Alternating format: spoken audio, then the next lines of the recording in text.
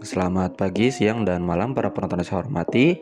Kali ini saya, Fairuz Latifino, akan membahas mengenai peringkat analisis negara sebagai bagian dari tugas mata kuliah pengantar ilmu hubungan internasional.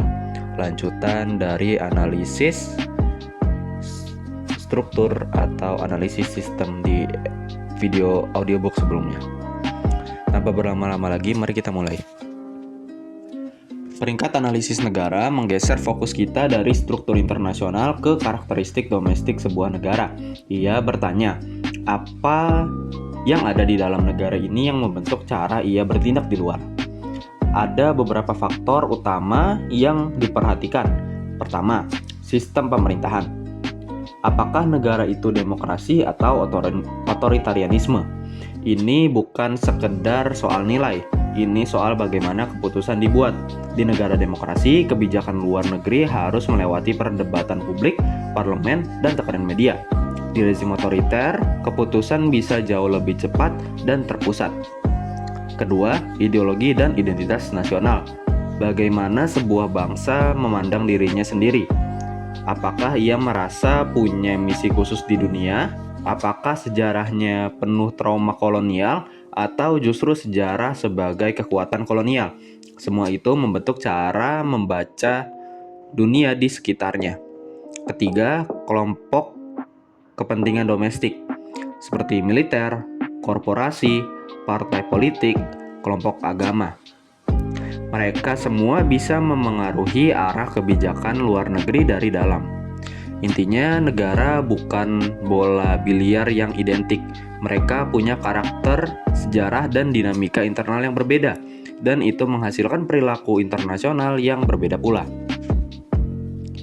Mari kita lihat contohnya, dan kali ini kita pakai contoh yang sangat dekat, yaitu politik luar negeri Indonesia dengan prinsip bebas aktifnya. Sejak awal kemerdekaan, Indonesia memilih untuk tidak memihak blok manapun, tidak ke Amerika Serikat, tidak ke Uni Soviet. Kebijakan ini dikenal dengan bebas aktif. Dari peringkat analisis sistem, ini mungkin terlihat aneh, bukankah dalam sistem bipolar saat itu, logika balance of power mendorong negara untuk memilih salah satu pihak demi keamanan? Tapi kalau kita turun ke peringkat analisis negara, semuanya menjadi masuk akal. Indonesia baru saja merdeka dari penjajahan selama ratusan tahun. Identitas nasionalnya dibangun di atas perlawanan terhadap dominasi asing. Bergabung dengan blok manapun, baik blok barat maupun blok timur, akan terasa seperti mengulang logika kolonialisme dalam bentuk baru. Selain itu, ada faktor ideologi. Soekarno dan para pendiri bangsa memiliki visi Indonesia sebagai pemimpin negara-negara berkembang, bukan sebagai bawahan kekuatan besar. Visi ini melahirkan Konvensi Asia Afrika 1955 di Bandung, sebuah gerakan yang lahir bukan karena tekanan sistem, tapi karena identitas dan ideologi dalam negeri.